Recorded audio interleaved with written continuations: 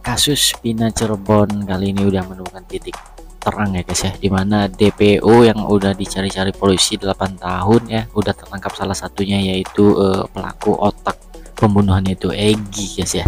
Dan kali ini kita bakal reaction ya, dimana di sini para netizen mereaksi pengacara Saka Tata PS pengacara Vina ya, soal pengakuan Saka bahwa dirinya itu adalah korban salah tangkap guys. Oke, gimana reaksi netizen?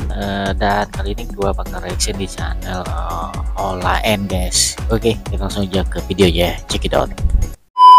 Gue bener-bener salut banget sama Ibu Putri, pengacara almarhumah Vina ya. Dia itu bener-bener bisa menata emosinya dengan baik. Emang gitu Bu Putri, kalau ngomong sama orang tua harus dibanyakin sabarnya. Emang begitu Bu, biarin aja. Hola netizen yang tercinta, Saka Tata, salah satu terpidana kasus Vina, menyebutkan bahwa dirinya menjadi korban salah tangkap pihak kepolisian dalam kasus Vina Cirebon.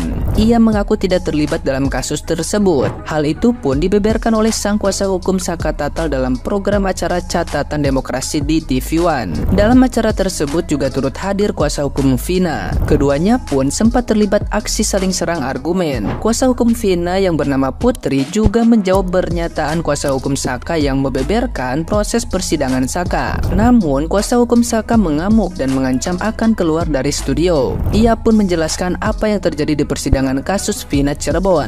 Kuasa hukum Saka itu mengaku ada yang janggal dalam barang bukti Egy di persidangan. Nah, gimana nih menurut netizen yang terhormat? Silahkan berkomentar ya. Pengacara almarhumah Vina versus pengacaranya Saka. Ya betul, ini adalah kasus Vina yang belakangan ini tuh lagi rame banget gara-gara filmnya baru tayang. Siapa yang udah nonton, siapa yang belum nonton. Pertama-tama saya pribadi mau mengucapkan turut berbelasungkawa kepada keluarga almarhum dan almarhumah. Semoga keluarga yang ditinggalkan sekarang udah merasa lebih ikhlas dan lebih bisa menerima. Dan semoga almarhum dan almarhumah sudah ditempatkan di sisinya yang paling terbaik dan yang paling indah.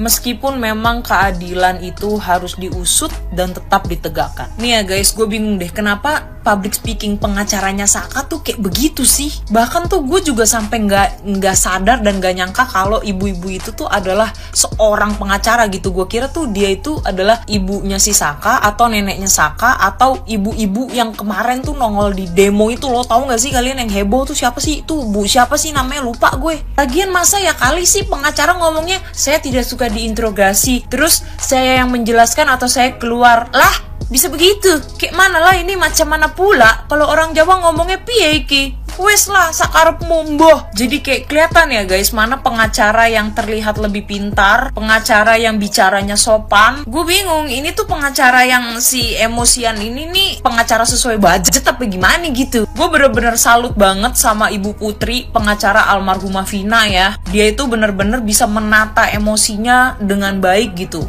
Jadi Bu Putri itu terlihat gitu wibawanya dan terlihat kecerdasannya gitu ketimbang lawannya gitu loh. Emang gitu Bu Putri, kalau ngomong sama orang tua harus dibanyakin sabarnya. Emang begitu Bu, biarin aja. Pelajaran buat kita semua. Pendidikan tinggi itu memang penting, tapi attitude itu kayaknya jauh lebih penting gitu ya kan. Etika, attitude itu penting. By the way, gue bingung deh, kenapa ya gue tuh nggak pernah lihat si Linda itu loh. Kan yang kerasukan itu si Linda itu kan sahabatnya almarhumah kan. Tapi kenapa setelah 8 tahun gue bener-bener nggak pernah ngeliat sosok Linda itu yang mana atau seperti apa gitu. Ada yang sepemikiran gak sih? Bukannya seharusnya si sosok Linda itu juga dihadirkan gitu, ya gak sih? Ada yang sepemikiran gak sih? Apa otak gue doang? Ya, dan kayaknya yang lagi dipermasalahkan di publik itu adalah DPO yang belum tertangkap, ya gak sih? Mbak penasihat hukumnya dari almarhumah Vina yang menyatakan bahwa beliau juga cukup bingung terhadap perkara ini, kenapa sangat carut marut. Sebenarnya juga publik pun bingung. Saya pun sendiri setelah melakukan riset secara hukum terhadap perkaranya kematian almarhumah Vina dan pacarnya, memang benar-benar merasa bingung. Kebingungannya itu ada di sisi mana?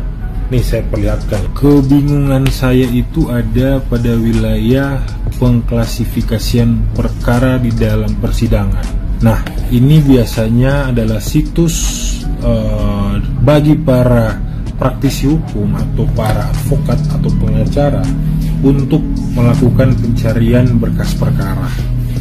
Dan saya coba riset, saya coba cari, ternyata ada hal yang cukup membingungkan juga, di mana dalam pengklasifikasian perkara atas kematiannya almarhumah Vina ini diklasifikasikan sebagai perkara kekerasan terhadap anak di bawah umur.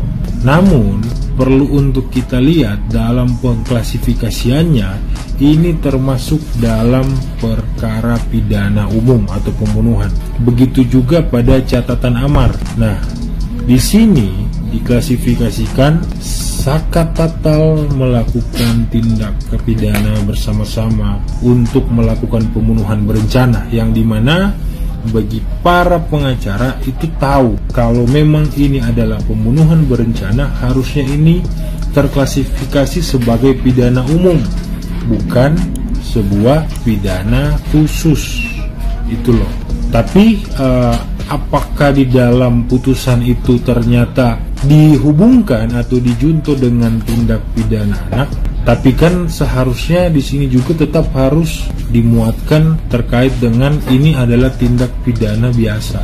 Begitu. Ini memang membingungkan sebenarnya. Sehingga atas kebingungan yang terjadi pada misteri kematian dari almarhumah Vina dan pacarnya ini, mari sama-sama kita saling bergandengan tangan.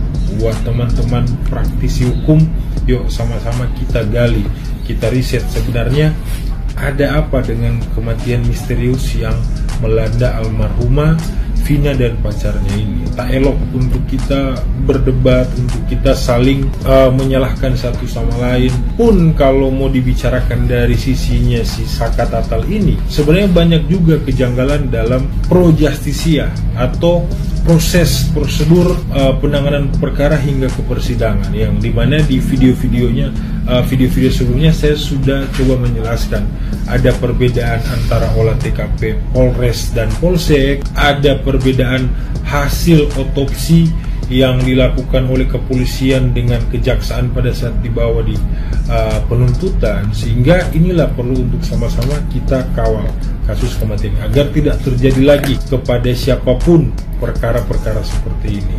Oke, atau mungkin ada tanggapan lain dari teman-teman dari netizen TikTok, boleh ditulis dalam kolom komentar. Yuk kita sama-sama belajar untuk bagaimana mengantisipasi ketika ada hal-hal sedemikian. Oke.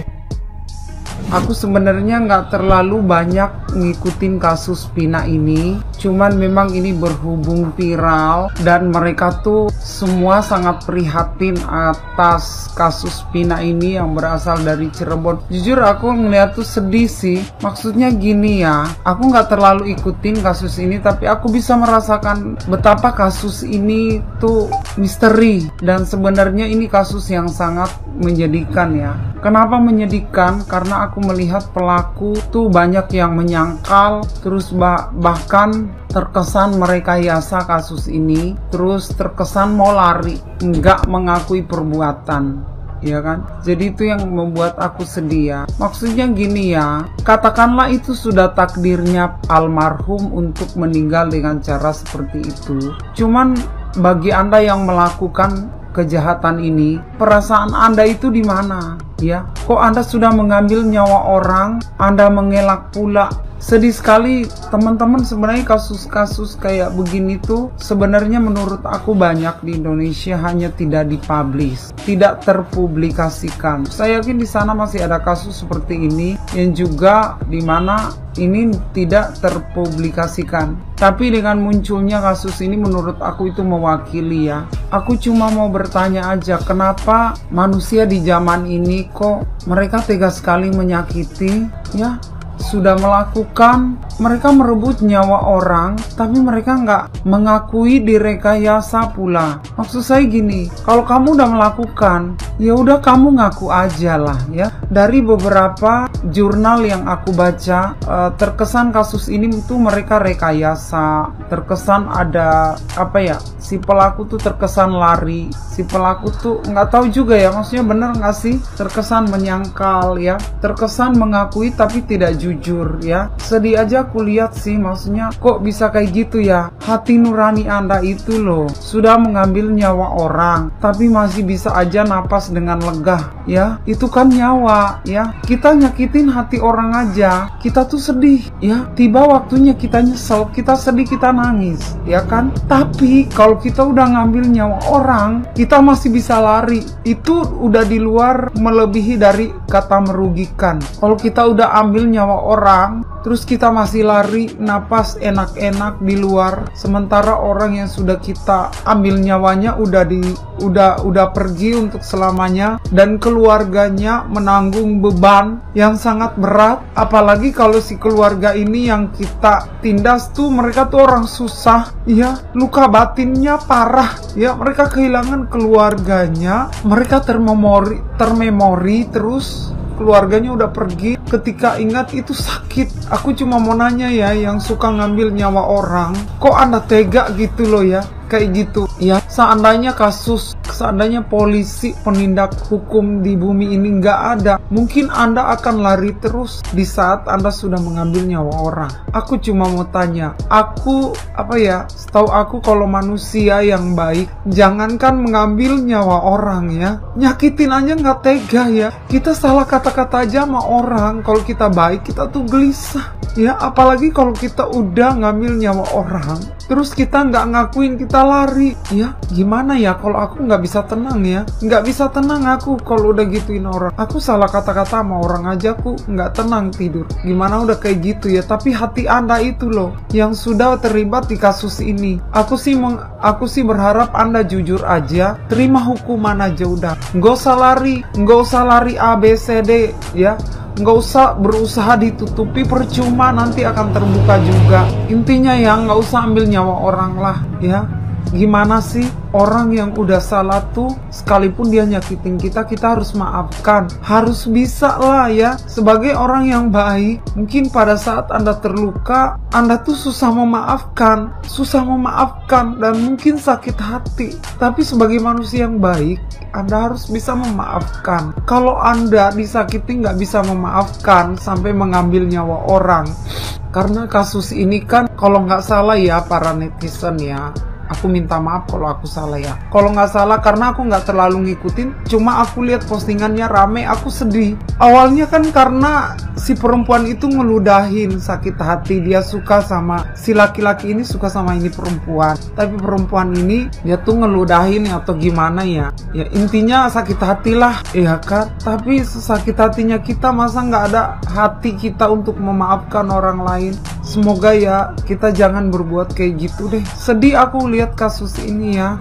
aku sedih banget sih nggak tega gitu loh ya. Kalau Anda sudah menyakiti orang, sudah mengambil nyawa orang, sudah merugikan orang, intinya Anda nggak usah lari lah, Anda akui saja lah. Percuma lari, ketahuan juga. Kalau ketahuan, lebih bagus kamu ngaku daripada kamu lari. Kalau kamu lari terus, akhirnya ketahuan, kamu bakalan malu, justru harga dirimu nggak ada. Kamu tahu nggak, orang yang kamu udah rugikan, mereka tuh sakit hati, jiwanya sakit ya. Itu aja, semoga kasus ini ada terang benderang, bisa ada penyelesaian. Semua pelaku itu pada ngaku ya. Ya itu aja harapanku sih ya. Nggak usah dipleseti lah kasus ini, terbuka aja lah ya. Toh setiap perbuatan ada apanya ya, pasti Tuhan itu akan membuka ya.